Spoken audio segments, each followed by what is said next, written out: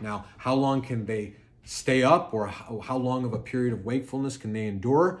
Not very much. In the first month, we are talking about 30 to 60 minutes of wakefulness before they cannot stay awake any longer.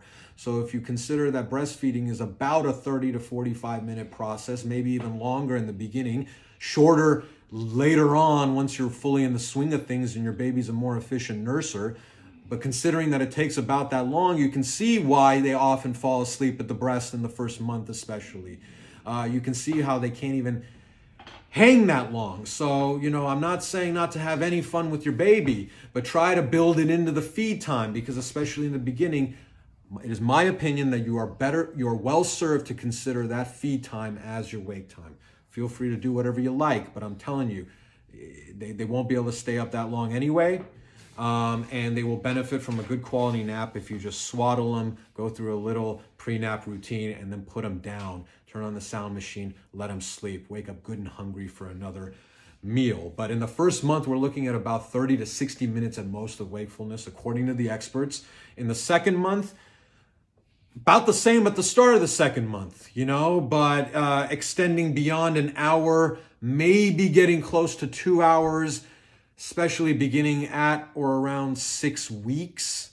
And then by the end of the second month, when you're looking at the beginning of the third month, you could be looking at up to 2 hours, but no more than 2 hours if you want to play it right, of wakefulness. And in fact, that 2-hour window of wakefulness measured from the start of the breastfeeding, from the time they get up, is taken from the Weissbluth book and the Babywise book. And in the third and fourth months of your baby's life, now we're getting into the next trimester, as it were.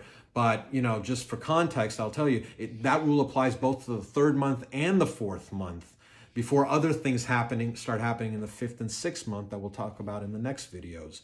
But it's a very good rule, beginning in the third month or perhaps in the second month, although I will tell you, even in the second month, until you see wakefulness develop as a distinct phase in the cycle by observing and spending time with your newborn and getting to know him or her, you can see how alert or not they are. Until you see that, I would be very sensitive to their need for sleep, and I would give them as much time and opportunity to have deep, restful, restorative naps so that they can get that sleep.